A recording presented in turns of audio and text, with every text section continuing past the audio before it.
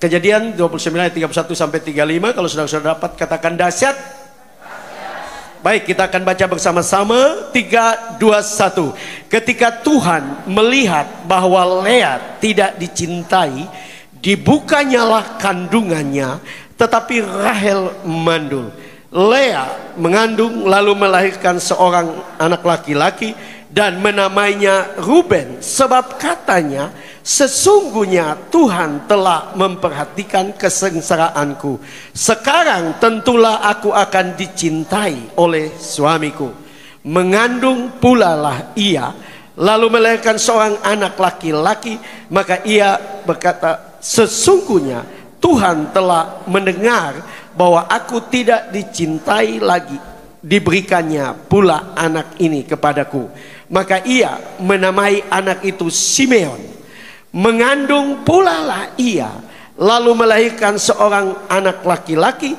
Maka ia berkata, sekali ini suamiku akan lebih erat kepadaku, karena aku telah melahirkan 3 anak laki-laki baginya. Itulah sebabnya ia menamai anak itu Lewi. Mengandung pula lah ia, lalu melahirkan seorang anak laki-laki. Maka ia berkata, sekali ini aku akan bersyukur kepada Tuhan. Itulah sebabnya ia menamai anak itu Yehuda. Sesudah itu ia tidak melahirkan lagi. Amin. Puji Tuhan. Silakan duduk Bapak Ibu Saudara-saudara. Malam ini saya ingin berkhotbah dengan judul dampak dari pujian penyembahan di tahun kegelapan 2023. Memang tahun 2023 di depan kita. Tetapi sebagai orang percaya, kita harus mulai, saya berani mengatakan, menyiapkan diri. Sebenarnya tadi pagi saya sudah singgung sedikit bahwa para ahli berpendapat bahwa 2023 akan menjadi tahun yang gelap.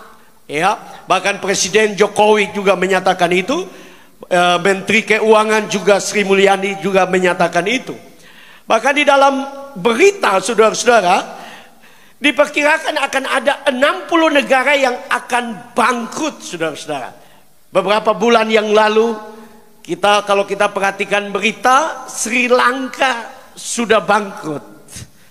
Dan mereka mencari presidennya dan presidennya melarikan diri. Ya, saya mendengar cerita dari keluarga dari Mami Padoma. Di Eropa sudah terjadi krisis. Ya, bahkan saudara, dulu mereka tidak pernah berkebun. Sekarang orang Eropa di Belanda, ya, sudah mulai menanam atau berkebun, saudara. Ya, karena kesulitan mulai terjadi. Ya, teristimewa dampak daripada perang antara Rusia dan Ukraina. Nah, tahun-tahun di depan kita, Bapak Ibu Saudara-saudara, adalah tahun yang saya berani mengatakan akan penuh dengan tantangan. Dan sebenarnya itu adalah firman Tuhan. Tuhan berkata bahwa dunia makin lama akan makin sukar. Ya. Tetapi sebagai orang percaya, apa yang kita harus lakukan? Apa yang Tuhan mau kita lakukan? Nah, kita sedang membaca tadi, Bapak Ibu Saudara-saudara, tentang seorang bernama Lea. Ya, kalau kita kembali ke belakang, kita akan menemukan bahwa ini bicara tentang satu keluarga. Suaminya bernama Yakub dan dia punya istri, yang satu bernama Lea dan satu bernama Rahel. Saya coba perhatikan saudara-saudara, nama mereka, orang Israel itu luar biasa. Mereka memberi nama kepada anak itu, dikatakan bahwa mereka memberi karena anak itu punya ciri-ciri, saudara-saudara. Ya, saya sudah kirim di multimedia. Ya, kalau saudara saya perhatikan, Lea itu berarti keledai betina. Ya, nah keledai itu adalah satu binatang yang sebenarnya seperti tidak terlalu dihormati. Kuda yang dihormati. Ya, tapi Yesus masuk ke Yerusalem, dia naik keledai, saudara. Karena itu juga firman Tuhan. Sedangkan Rahel itu adalah domba kecil. Ya, Yakub itu berarti penipu. Tetapi kalau saudara tahu mertuanya Laban itu jenderal penipu. Jadi Yakub yang jagoan menipu ketemu dengan jenderal, dia ditipu berulang-ulang. Tapi itu adalah gambaran kehidupan saudara-saudara, bahwa Lea dia diperlakukan tidak adil, saudara-saudara. Ya, dia tidak, kalau kita bisa katakan, ya, dikatakan bahwa Lea itu tidak cantik, saudara-saudara. Seperti Tuhan sendiri juga membuat dia tidak adil. Ya. Dan waktu dia mau mendapatkan jodoh pun itu tidak adil karena dia korban daripada penipuan papanya. Ya. Jadi dia menghadapi situasi yang sulit. Tapi tahukah saudara bahwa kata ucapan syukur, ya, yang sering kali kita pakai itu, saudara-saudara, itu pertama kali muncul itu di ayat 35. Jadi Lea, seorang yang diperlakukan tidak adil, memberi atau menyatakan satu kata yang sangat penting, yaitu ucapan syukur, yada dalam bahasa Ibrani. Ya. Nah, kalau kita perhatikan seringkali ada yang disebut dengan semacam pasal, ya, doa, ya, ucapan syukur, pujian penyembahan itu seperti 4 potongan pasal yang saling melengkapi. Ya. Nah, itu yang sebenarnya yang Tuhan mau dari kehidupan kita.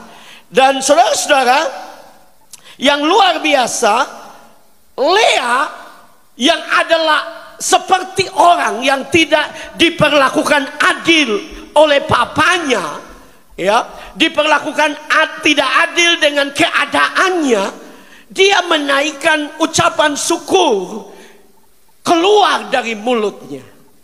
Dan tahukah saudara, itu mengubah seluruh kehidupan. Ya. Nah, saya seperti yang saya katakan, ya, tadi pagi saya berkhotbah tentang kita semua berutang penyembahan kepada Tuhan. Ya, kita semua berutang penyembahan kepada Tuhan. Saya bersyukur ada beberapa orang Bapak yang berkata, Pak Pendeta, saya diberkati dengan firman Allah. Puji Tuhan. Kalau saudara ingin nonton, saudara, itu ada di YouTube saya. Ya, saudara bisa cari di YouTube. Saya punya channel sendiri. Ya, jadi jelek-jelek begini tapi YouTuber, saudara-saudara. Ya, saudara bisa nonton, tapi seperti promosi YouTuber biasanya, jangan lupa subscribe, like, comment, ya, dan tekan lonceng. Ya. Nah, saudara, bukan promosi sekali lagi, tapi saya sendiri sedang merespon apa yang sedang viral di media, yaitu Daniel Mananda, ya. VJ yang mengatakan bahwa dia setuju dengan Ustadz Abdul Somad bahwa di salib ada jin, dan saya merespon, saudara, dalam satu hari 1000 orang menonton. Puji Tuhan, ya. Kalau ditambah dengan yang hadir semua 300, 1300. Ya. Nah, saudara tahu bahwa kita kembali, Tuhan mau supaya apapun keadaan kita, Tuhan mau supaya saya dan saudara belajar untuk memuji Tuhan. Amin. Belajar untuk memberi ucapan syukur kepada Tuhan.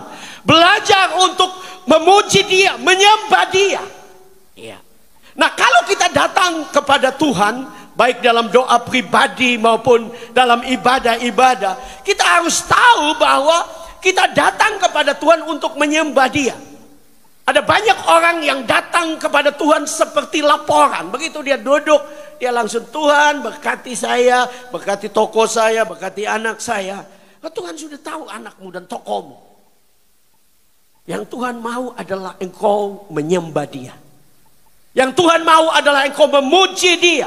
Yang Tuhan mau adalah engkau memberi ucapan syukur kepada Dia. Nah, saya perhatikan kata penyembahan, ya, dalam bahasa Yunani proskuneo, kalau bisa tampil. Ada yang bilang bahwa Pak Pendeta tolong tampilkan biar sedikit-sedikit tahu, ya. Ya, karena kalau bicara saja mungkin lewat, kalau ada tulisan di dalam teori mengajar, kalau dengar sambil melihat itu lebih banyak yang ditangkap. Ya. Nah, proskuneo, tahukah saudara kata proskuneo itu mempunyai arti membanggakan. Ya. Kata proskuneo itu membanggakan. Maksudnya apa? Kalau saudara menyembah Tuhan, saudara datang kepada Tuhan, saudara datang untuk berjumpa dengan Tuhan, sikap terbaik apa yang Tuhan mau? Yaitu saya dan saudara bangga dengan Dia. Saudara dan saya bangga dengan Tuhan karena Tuhan terlalu baik. Ya. Saya mau katakan kepada saudara, dalam pengalaman rohani pribadi saya, dalam pengalaman penyembahan kepada Tuhan, tidak ada yang lebih indah waktu saya datang dan mulai memuji Tuhan. Dan saya mulai membanggakan Dia. Bangga. Ya. Yang berikut saudara-saudara adalah mengagungkan. Ya. Tuhan mau supaya saya dan saudara dalam ibadah-ibadah kita, dalam pertemuan-pertemuan kita dengan Tuhan, Tuhan mau supaya kita mengagungkan Dia, memuliakan Dia. Apapun situasimu, apapun keadaanmu, Tuhan mau saya dan saudara mengagungkan Dia. Ya. Dunia boleh memperlakukan kita tidak adil. Dunia boleh memperlakukan saya dan saudara tidak baik. Tetapi kalau saya dan saudara menyembah Tuhan seperti Lea ini, sesuatu yang besar akan terjadi dalam kehidupan kita. Sesuatu yang luar biasa akan terjadi. Kenapa? Ya. Kenapa saudara? Karena kalau kita berjumpa dengan Tuhan, ada ungkapan bilang begini, orang akan menjadi serupa dengan apa yang dia sembah. Ya. Apa itu berhala? Berhala sebenarnya bukan patung. Ya. Berhala adalah sesuatu yang kita agungkan dan banggakan, kita dahulukan, kita pentingkan. Uang bisa menjadi, karena kalau saudara perhatikan di perjanjian baru, di Injil-Injil, Yesus menyamakan dirinya dengan Mamon. Mamon itu dewa uang. Ya. Mamon itu bukan sekedar uang, tapi dewa uang. Jadi kalau saudara memfokuskan, memberikan penghormatan, penghargaan, segalanya kepada uang, maka saudara sedang menyembah Mamon, dewa uang. Ya. Itu sebabnya mata kita kebanyakan hijau. Karena orang bilang kalau lihat uang, mata hijau. Ya. Ya. Tapi kembali, saya mau katakan bahwa Tuhan mau supaya apapun yang terjadi, kita belajar untuk menyembah Dia. Kenapa? Karena Tuhan kita adalah Tuhan yang baik. Amin. Dia merancangkan yang terbaik bagi kita. Seringkali kita kecewa dengan diri kita. Kita lihat diri kita, kita kecewa. Tidak usah saudara, tapi saya ambil contoh saya. Dulu saya mulai bertumbuh menjadi remaja. Saya baru sadar bahwa saya tidak bisa bilang R. Ya. Dan saya kecewa. Ya. Kenapa sih Tuhan? Saya tidak bisa bilang R. Yang lebih repot adalah nama saya Frans. Ada R. Biasanya kan remaja itu pengen kenalan dengan, kalau cowok ingin kenalan dengan cewek. Dan saudara, yang repotnya tiap kali kenalan, saya berusaha untuk sedikit pelan karena ada R-nya. Tapi justru membuat dia tanya lagi, kamu nama siapa? Wah, itu saya keringat dingin saudara. Ya. Ya. Saya waktu merasa dipanggil Tuhan, saya bilang Tuhan panggil saya jadi pendeta. Pendeta itu kan tugas utamanya itu bicara.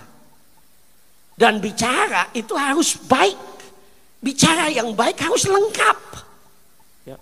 Saya ingat dulu, guru juga mungkin menyadari, jadi dia berkata, saudara-saudara yang kesulitan bilang latihan. Ulang-ulang. Ular lari lurus, ular lari lurus, ular lari lurus. Saya sudah 54 tahun latihan, sudah. Sampai malam ini belum lulus.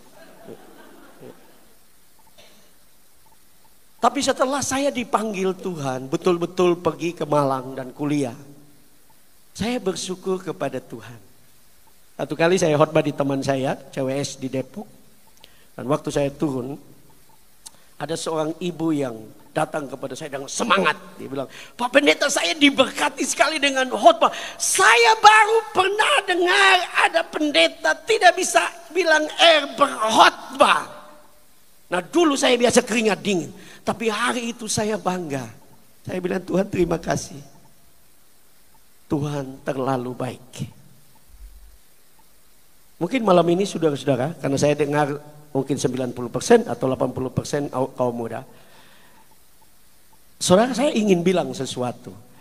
Saudara kalau tidak menerima diri saudara seperti yang Tuhan rancangkan, engkau tidak akan pernah menjadi orang berhasil. Engkau harus menerima dirimu. Mau pendek 1 meter kotor, bersyukur. Karena orang pendek itu biasanya cerdik. Otak dan hatinya dekat. Nah saya juga 1 meter kotor, saudara-saudara. Kenapa dekat? Karena kalau saudara ukur dengan jingkal, cuma 2 jingkal kok. Dia cerdik. Orang pendek itu cerdik. Kenapa? Itu Alkitabiah, Sakeus orang pendek. Cuman satu-satunya orang pendek di Israel pada waktu itu yang naik pohon. Karena dia cerdik. Ya. Dan saya ingin mengatakan bahwa Tuhan merancangkan yang terbaik bagi saya dan saudara. Tinggal seperti apa yang saya katakan tadi pagi. Kita kembali kepada tujuan awal Tuhan menciptakan kita. Yaitu kita menyembah Dia. Waktu kita kembali kepada tujuan awal, maka saya dan saudara akan melihat hal-hal yang dahsyat. Amin. Hal-hal yang Paulus katakan, apa yang tidak pernah dilihat oleh mata, yang tidak pernah didengar oleh telinga, yang tidak pernah timbul di dalam hati, itu yang Tuhan sediakan buat dia. Amin. Karena Tuhan kita adalah Tuhan yang dahsyat. Dia tidak pernah salah merancang kita. Ya. Seringkali kita lihat kaca dan kita bilang, kenapa sih hidung saya? Biasa hidung yang bagus itu mancung keluar, ini mancung ke dalam. Nah saya mau bilang saudara bersyukur kalau saudara masih punya hidung dan lubangnya ke bawah. Musim hujan ini saudara masih beruntung. Ya. Artinya saya dan saudara bersyukur Tuhan merancangkan yang terbaik bagi kita. Amin. Dan Tuhan mau supaya kita memuji Dia apapun keadaan kita. Nah kita belajar dari Rahel. Yang pertama, dampak dari pujian penyembahan di tahun ke-8 2023 adalah Tuhan membuka pintu-pintu berkat yang berlimpah. Ya, Lea, Bapak Ibu Saudara-saudara, dengan jelas dia diperlakukan tidak adil. Tapi kalau saudara membaca ayat 31, di situ dikatakan lalu Tuhan membuka kandungannya. Ya. Kalau saudara perhatikan, ini luar biasa. Saya coba untuk memperhatikan, ya, kata dibukanyalah berasal dari bahasa Ibrani patak. Patak itu mengukir. Ya. Patak bahasa Ibrani itu mengukir. Kalau kita datang kepada Tuhan, kita mulai memuji Tuhan, menyembah Dia. Saya mau katakan Tuhan mulai mengukir kehidupan kita. Dia mulai membuat hidup kita menjadi indah. Dia mulai membuka pintu-pintu bagi saya dan saudara. Ada ungkapan mengatakan sekalipun iblis tutup 1000 jalan, tetapi kalau Tuhan buka 1 jalan, jalan itu menjadi jalan berkat. Karena itu saudara tidak perlu takut dengan apapun. Selama kita belajar untuk menyembah Dia, kita belajar. Nah, kita mau belajar daripada Lea, saudara-saudara. Lea ini kelihatannya anak Tuhan yang baik sebenarnya.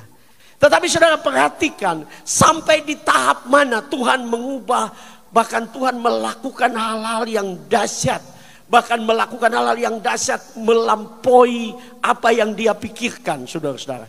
Kita perhatikan, kalau kita perhatikan itu anak Lea ada 3 yang pertama ya. Sebenarnya anaknya ada 6 anak kandungnya ya. Nah kalau kita perhatikan ayat 32, di situ dikatakan Lea mengandung lalu melahirkan seorang anak laki-laki dan menamainya Ruben. Sebab katanya sesungguhnya Tuhan telah memperhatikan kesengsaraanku. Sekarang tentulah aku akan dicintai oleh suamiku. Nah ini kata-katanya bagi saya rohani ya. Tapi saya ingin kita belajar saudara-saudara, bahwa apa yang diungkapkan oleh Lea ya, yang dia berkata sesungguhnya Tuhan memperhatikan, Lea masih fokus kepada dirinya. Nah ini bukan pujian penyembahan yang Tuhan inginkan, ucapan syukur yang Tuhan inginkan. Tuhan mau supaya dalam ucapan syukur kita fokus kepada Tuhan, bukan fokus kepada diri. Dia mengatakan bahwa Tuhan telah memperhatikan kesengsaraanku. Tentulah aku akan dicintai oleh suamiku. Ya. Kemudian yang kedua ayat 33, mengandung pula lah ia lalu melahirkan seorang anak laki-laki. Maka ia berkata sesungguhnya Tuhan telah mendengar bahwa aku tidak dicintai. Lalu diberikannya pula anak ini kepadaku. Maka ia menamai anak itu Simeon. Perhatikan lagi bahwa dia masih fokus dengan dirinya. Kenapa pujian penyembahan kita tidak berkenan kepada Tuhan? Karena seringkali kita hanya fokus diri, bukan Tuhan. Pujian penyembahan seperti yang tadi saya katakan dari bahasa Yunani, penyembahan dalam bahasa Yunani proskuneo, fokusnya adalah Tuhan. Kita membangga dengan Tuhan, kita mengagungkan Tuhan, kita memuliakan Dia, bukan diri kita. Kemudian dalam ayat yang ke-34, mengandung pula lah ia lalu melahirkan seorang anak laki-laki. Maka ia berkata sekali ini suamiku akan lebih erat kepadaku karena aku telah melahirkan 3 anak laki-laki baginya. Itulah sebabnya ia menamai anak itu Lewi. Perhatikan lagi bahwa dia masih fokus kepada diri dan suaminya. Iya. Karena dia tahu bahwa Yakub kurang mencintai dia. Setiap berkat itu adalah tanda atau penunjukan bahwa membuat atau mempunyai dampak bahwa suaminya akan mencintai dia. Sekali lagi dia masih fokus kepada dirinya. Tetapi di dalam ayat yang ke-35, Bapak Ibu Saudara-saudara, nah saya ingin kita belajar, waktu saya meneliti ini penting. Kalau saudara, saya ingin ingatkan, kalau saudara hanya jadi orang Kristen ya, terima kasih Tuhan, Tuhan sayang saya, Tuhan baik buat saya. Sebenarnya kelihatan baik, tapi itu masih fokus kepada diri. Dan saudara perhatikan anak-anak yang kelihatannya dia berkata secara rohani, anak-anaknya bermasalah. Anak-anaknya bermasalah. Saudara perhatikan kalau kita teliti Alkitab ya. Saudara-saudara, Ruben kan tadi anak sulung. Tapi Alkitab menceritakan kemudian dia kehilangan ya kedudukannya sebagai anak sulung karena dia tidur dengan Bilha, gundik ayahnya. Ya. Kemudian Simeon dan Lewi juga akhirnya kehilangan hak kesulungan karena mereka membunuh orang-orang Sikem, ya, karena mereka dapat dikatakan pemimpin dari suku Sikem itu memperkosa Dina, adik mereka. Nah ini pelajaran. Ya, saya ingin ingatkan, kalau kita hanya menjadi orang Kristen biasa, kita bisa diberkati. Tapi kalau kita tidak hati-hati, berkat-berkat itu bisa menjadi masalah. Nah Tuhan mau supaya saya dan saudara fokus kepada Dia. Kalau kita bicara tentang pujian penyembahan, fokus kita adalah Tuhan. Dan kalau kita fokus kepada Tuhan, maka kehidupan kita akan menjadi luar biasa. Perhatikan anak keempat ayat 35. Mengandung pula lah ia, lalu melahirkan seorang anak laki-laki. Maka ia berkata, sekali ini aku akan bersyukur kepada Tuhan. Itulah sebabnya ia menamai anak itu Yehuda. Sesudah itu ia tidak melahirkan lagi. Nah saudara, pada anak yang keempat, dia tidak fokus lagi kepada dirinya. Dan anak ini adalah anak yang luar biasa. Karena kalau kita perhatikan, ya, saya coba untuk meneliti saudara-saudara di dalam beberapa tafsiran. Nama Yehuda itu berasal dari kata ode, yang berarti aku akan menaikkan pujian kepada Tuhan, bukan kepada diri, bukan karena diri sendiri, bukan karena masalah diri sendiri. Ya, di situ dikatakan dalam sastra rabini klasik, nama itu ditafsirkan sebagai kombinasi dari nama Tuhan Yahweh. Jadi Lea sampai kepada tahap di mana dia menyadari dan memberi segala hormat, kemuliaan, pengagungan hanya bagi Tuhan, bukan lagi fokus kepada dirinya sendiri. Karena nama Yehuda itu berasal dari nama Tuhan Yahweh. Ya, dijelaskan bahwa sebuah dalet atau huruf di dalam abjad Ibrani, dalam gamatria itu atau perhitungan angka, huruf dalet itu mempunyai nilai 4. Kembali kepada kata yada. Yada itu sebenarnya adalah mengangkat tangan, ekspresi dari tubuh kita karena kita berterima kasih.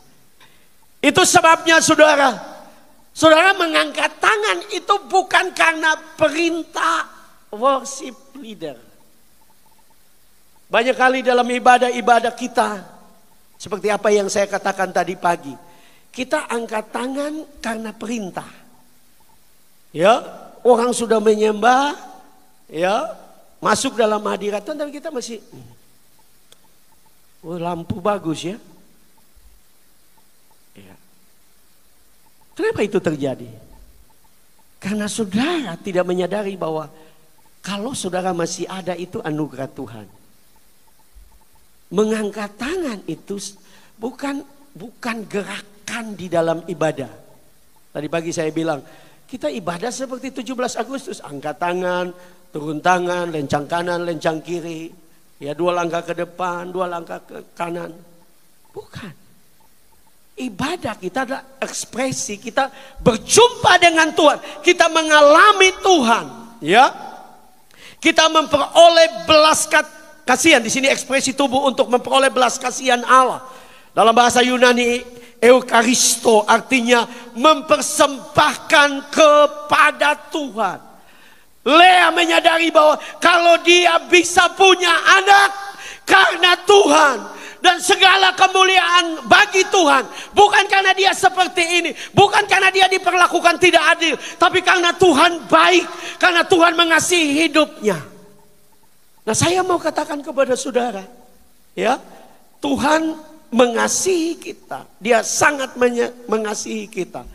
Di dalam firman Allah yang hidup untuk ayat 35 dari Kejadian 29, di situ dikatakan, katanya sekarang aku akan memuji Tuhan. Di dalam New King James Version, ya, di situ dikatakan, now I will praise the Lord. Dia menyadari bahwa dia diberkati oleh Tuhan. Dia mulai menyadari bahwa Tuhan itu baik. Saya ingin katakan kepada saudara bahwa Tuhan adalah Tuhan yang baik. Dia merancangkan sesuatu yang besar dalam hidup kita. Kita belum tahu banyak hal. Kalau kita betul-betul kembali untuk menjadi pribadi penyembah, maka saya berani mengatakan sesuatu yang dahsyat akan terjadi. Waktu saya menulis khotbah ini, Tuhan ingatkan saya tentang Hana. Kalau saudara baca di dalam 1 Samuel pasal 1, saudara akan menemukan kisah Hana. Elkana punya 2 istri juga, yaitu Penina dan Hana. Penina juga, Hana tidak punya anak. Dia diperlakukan tidak adil. Dia sedih. Tapi Alkitab mengatakan dia mengambil keputusan untuk datang kepada Tuhan. Dan dia mulai berdiri di bait Allah dan dia mulai menyembah Tuhan. Dia mulai berdoa, dia mulai memuji Tuhan, dia mulai menangis di hadapan Tuhan. Ya. Alkitab mengatakan Imam Eli melihat dia dan berkata, bahasa sederhananya, ngana mabo so. Ya. Dan saya mau katakan kepada saudara, orang lain bisa menilai saudara seperti apa. Tapi Tuhan melihat hati saudara. Dan Hana luar biasa. Dia hanya menyembah Tuhan. Saya berani mengatakan bahwa dia hanya menyembah Tuhan 1 kali. Tapi itu mengubah sejarah hidupnya. Itu berdampak. Dia hanya menyembah Tuhan 1 kali. Tapi dia melahirkan seorang anak yang luar biasa. Yaitu Samuel. Yang punya jabatan hanya Yesus yang saya berani mengatakan sama. Karena dia adalah seorang hakim, dia adalah seorang imam, dan dia juga adalah seorang nabi. Dia hanya bersungguh-sungguh menyembah Tuhan. Dan saya percaya mulai hari itu Hana berbeda. Dan kalau kita baca terus pasal berikut, ya pasal 2 dan 1 Samuel, kita akan menemukan sesuatu yang besar mulai terjadi. Dia persembahkan anak itu, tapi Tuhan gantikan. Tuhan berikan lagi dia 3 anak laki-laki dan 2 anak perempuan. Tuhan berkati dia karena dia mengambil keputusan untuk menyembah Tuhan. Dia mengambil keputusan untuk mencari Tuhan. Saya mau katakan kepada saudara, apapun yang diperlakukan dunia, apapun yang diperlakukan oleh situasi saudara, Tuhan kita adalah Tuhan yang besar. Beberapa bulan yang lalu saya pernah menaruh satu kisah. Memang itu bukan kisah anak Tuhan, ya, karena tidak ada. Kadang-kadang ada kisah anak Tuhan, tapi diceritakan tidak menunjukkan. Ada videonya. Anak itu saudara dibuang di tempat sampah. Anak negro di Amerika dibuang di tempat sampah. Dan dia ditemukan oleh satu keluarga orang negro juga. Dan bukan keluarga kaya, dia dipelihara. Kemudian dia dipelihara, dia dibesarkan dengan kasih sayang. Saya percaya dengan kasih sayang Tuhan. Dan saudara tak lihat anak yang dibuang di tempat sampah. Anak ini bertumbuh dan mulai besar dan dia pandai sekali. Nah, dia keluarga orang tuanya miskin.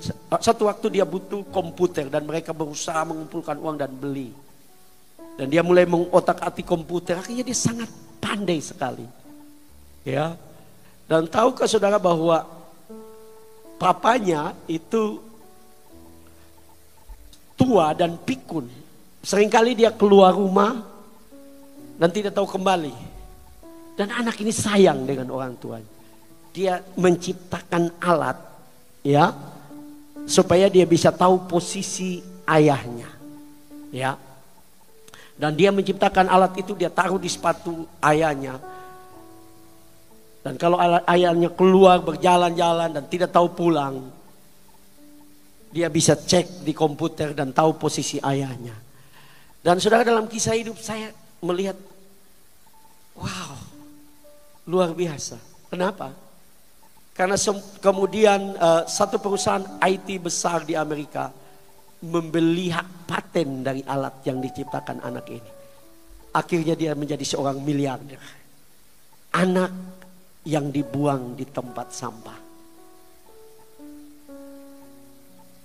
Nah saudara, saya ingin mau katakan bahwa apapun keadaan kita,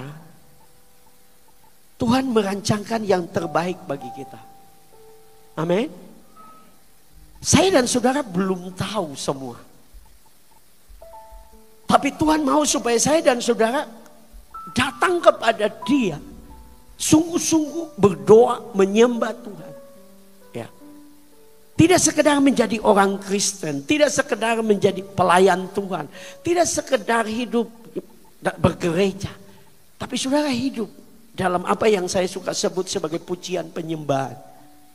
Belajar setiap hari untuk menyembah Tuhan. Tadi pagi saya bersaksi, saya mengambil keputusan dalam keluarga. Memang tidak gampang karena ya anak-anak sekarang lebih suka main HP daripada ya ibadah atau dan sebagainya.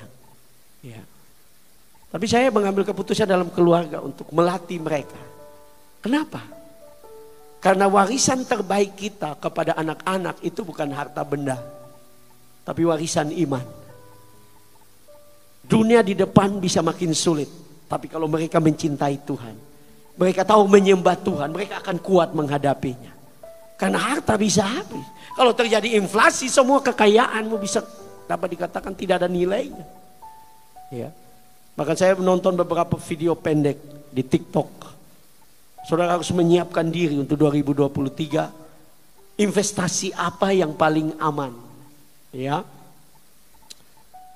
Nah, tapi kalau kita kembali, siapkan dirimu untuk menghadapi 2023 yang diprediksi oleh para ahli gelap. Kalau saudara sungguh-sungguh dengan Tuhan, Tuhan akan pelihara. Tuhan akan jaga, bahkan Tuhan akan berkati. Kenapa saudara? Karena janji Tuhan baik di dalam kitab Daniel maupun di dalam surat Paulus, bahwa orang-orang benar itu akan menjadi bintang-bintang, menjadi seperti bintang. Ya. Di mana bintang bercahaya terang? Di saat paling gelap. Kalau 2023 akan terjadi kegelapan dengan inflasi, dengan krisis, bahkan prediksi krisis pangan akan terjadi. Kalau saudara dengan Tuhan, Tuhan akan pelihara saudara. Amin. Tuhan akan jaga saudara. Tuhan akan lakukan yang terbaik bagi saudara. Karena Dia merancangkan yang terbaik. Yang kedua, dampak dari pujian penyembahan di tahun kegelapan 2023 adalah kita bisa berhenti menghasilkan, tetapi Tuhan tidak berhenti. Kenapa saya kagum dengan Lea? Ya, secara khusus dalam ayat 35, dia mendapatkan anak yang bernama, yang dia beri nama Yehuda, Yada di dalam bahasa Ibrani. Luar biasa. Kalau saudara perhatikan, sesudah itu dia masih mendapatkan 3 anak lagi, yaitu Isakar, Sebulon dan Dina. Ya, dia dapatkan 3 anak. Ini luar biasa. Ya, karena Tuhan melihat luar biasa komitmennya, fokusnya sekarang adalah memuji Tuhan dan Tuhan berkati dia. Ya, dan saudara, kenapa saya mengatakan tadi bahwa kita boleh berhenti menghasilkan, tapi Tuhan tidak berhenti? Karena ternyata saudara, Yehuda, kalau saudara perhatikan, ini anak yang akhirnya menjadi anak yang luar biasa. Anak yang dahsyat. Kenapa saudara? Karena sebenarnya tadi kita sudah baca bahwa dia adalah anak keempat. Dia tidak punya hak kesulungan. Ya. Bahkan kalau saudara perhatikan di dalam Kejadian 48 ya, di situ dikatakan bahwa Yakub pada masa tuanya sebelum dia mau meninggal, dia memanggil anak-anaknya dan dia memberkati mereka. Sepertinya dia atau tersirat dia mengangkat kedua putra daripada Yusuf, yaitu Efraim dan Manase, untuk memiliki 2 bagian. Itu bicara tentang hak kesulungan. Ya. Tetapi yang luar biasa, kepada Yehuda, nah ini semacam dia lepaskan berkat kepada anak-anaknya, ya. Dan dia waktu dia sampai kepada Yehuda, dia menyampaikan satu nubuatan yang luar biasa, ya. Dia menyampaikan satu nubuatan yang bagi saya ini luar biasa, karena dia menyatakan bahwa tongkat kerajaan tidak akan beralih, ya, dalam 49 ayat 10. Tongkat kerajaan tidak akan beranjak dari Yehuda ataupun lambang pemerintahan dari antara kakinya sampai Dia datang yang berhak atasnya. Perhatikan luar biasa, ya. Yehuda, waktu dia dapatkan Yehuda, dia mengucap syukur. Dan saya percaya mulai saat itu, karena dalam ayat anak-anak yang berikutnya tidak ada lagi pembicaraan atau arti yang bisa didapatkan. Tetapi saya percaya mulai saat itu dia mulai hidup dalam pujian penyembahan. Dia hidup untuk memuji Tuhan. Dia meninggikan Tuhan. Kalau saudara teliti, ya, Rahel yang disayang oleh suami. Nah, saya tidak mengatakan kalau saudara disayang suami salah, tetapi akhirnya kalau saudara perhatikan anak-anaknya, ya sekalipun Yusuf menjadi luar biasa memang. Tetapi kita lihat Yehuda luar biasa. Kenapa? Karena dari keturunannya, dari ucapan syukur dia dapatkan Yehuda. Dari keturunan lahirlah Daud, ya, yang menjadi raja yang terkenal di Israel. Dari keturunan lahirlah Salomo, ya. Nah, secara khusus ini yang saya ingin bicara tentang dampak. Saudara mau memberi dampak kepada generasi atau anak-anak saudara? Sebagai orang tua belajar untuk menyembah Tuhan. Di rumahmu, biar anak-anak boleh melihat bahwa engkau adalah pribadi yang tahu menyembah Tuhan. Nah, mungkin ada banyak anak muda, tetapi saya mau katakan mulailah belajar untuk menyembah Tuhan. Karena saya ingat saudara, waktu saya masih muda, di kampung saya itu seluruhnya orang Protestan. Tapi satu waktu datanglah gereja Pentakosta di kampung saya, dan saya ikut gereja itu. Dan saya kumpulkan anak-anak, ada anak kecil dan juga remaja-remaja. Dan tiap kali kami bersekutu, kami menyembah Tuhan, hadirat Tuhan begitu luar biasa. Saudara, saya tidak tulis, saya ingat. Ya. Dan saya percaya tidak ada yang sia-sia di hadapan Tuhan. Lea mengambil keputusan untuk memuji Tuhan. Dan itu berdampak tidak saja bagi hidupnya, bagi keturunannya. Bagi keturunannya. Saudara, kenapa saya berkata bahwa itu berdampak bagi keturunannya? Karena saudara perhatikan, anak atau keturunan Yehuda lahirlah Daud. Daud juga diperlakukan tidak adil. Ada banyak pengkhotbah yang mengatakan bahwa Daud adalah anak yang tertolak. Kenapa?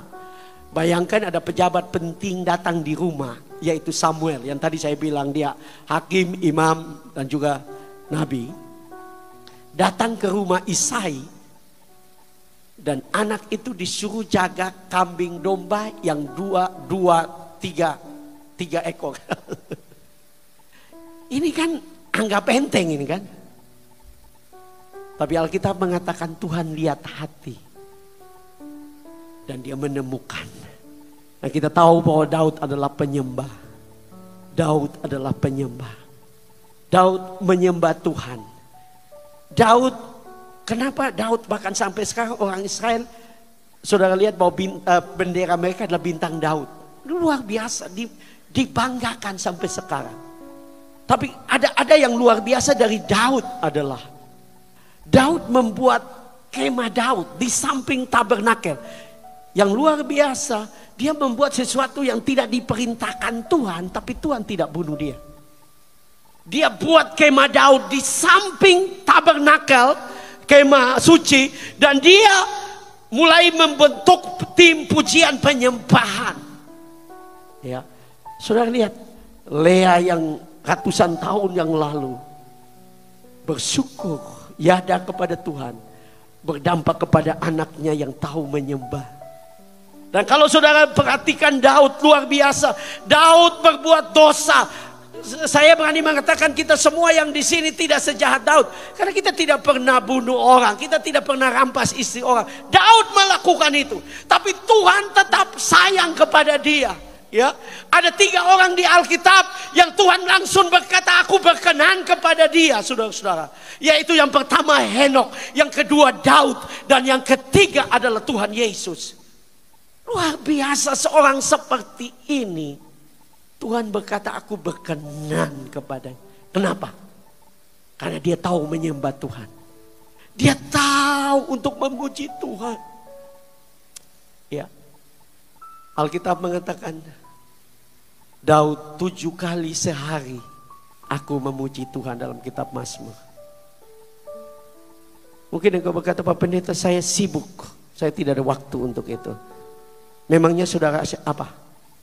Daud raja. Tapi 7 kali sehari dia memuji Tuhan. Saudara tahu Daniel? Alkitab mengatakan 3 kali sehari memuji Tuhan. Tahu saudara siapa? Mungkin saudara juga RT juga bukan. Kita bisa sekali lagi, kita bisa bermain HP berlama-lama. Kita bermain media sosial berlama-lama. Tapi untuk Tuhan kita tidak ada waktu. Yesus berkata, tak sanggupkah engkau berjaga 1 jam?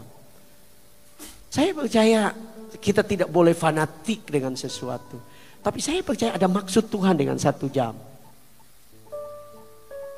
Tuhan mau engkau ada waktu dengan dia. Sebagai orang Pentakosta kita tahu ada apa yang disebut dengan prinsip perpuluhan. Kalau prinsip perpuluhan waktu, saudara dikasih waktu 24 jam, harusnya 2 jam 40 menit sudah kasih buat Tuhan. Tapi Tuhan bilang 1 jam. Ambil waktu. Dan saya berani mengatakan, kalau engkau ambil waktu, hidupmu tidak sama. Engkau ambil waktu buat Tuhan, itu akan mengubah seluruh sejarah hidupmu. Engkau ambil waktu menyembah Tuhan, itu akan mengubah semua di sekitarmu. Karena sekali lagi saya berani mengatakan bahwa kalau Tuhan hadir, mujizat pasti terjadi. Amin. Kalau Tuhan hadir dalam hidupmu, dalam rumah tanggamu, dalam keluargamu, dalam bisnismu, mujizat bagi Tuhan itu gampang. Berkat bagi Tuhan itu gampang. Di tengah-tengah dunia yang penuh dengan persaingan, kita belajar daripada Lea. Pujian kepada Tuhan akan mendatangkan berkat-berkat yang berlimpah dalam hidup kita. Bahkan bukan saja kepada kita, tetapi kepada generasi kita selanjutnya. Orang Chinese suka berkata, saya ingin mengumpulkan kekayaan sampai 7 turunan. Ya. Saya sudah pernah lihat, saudara, ada orang Chinese yang orang pernah bilang dia orang terkaya, ya, dan dia memang kaya, karena saya kenal baik. Tapi dia meninggal. Saya berani mengatakan tidak sampai keturunan ketiga. Kenapa? Karena warisan terbaik adalah kita hidup dekat dengan Tuhan. Amin. Menyembah Tuhan, intim dengan Tuhan. Sejarah hidup saya dan saudara akan berubah, akan menjadi luar biasa. Yang luar biasa tidak berhenti sampai di situ. Kalau saudara baca Alkitab dalam kitab Amos, saudara akan menemukan bahwa Amos menubuatkan bahwa kemah Daud akan didirikan kembali. Dalam Kisah Para Rasul pasal 10 waktu sidang di Yerusalem, mereka berkata lagi, dalam sidang itu berkata, kemah Daud akan didirikan kembali. Tuhan mau supaya kita kembali kepada Dia. Pujian, ucapan syukur, doa, pujian penyembahan akan berdampak. Saudara perhatikan, Lea lakukan itu 1 kali.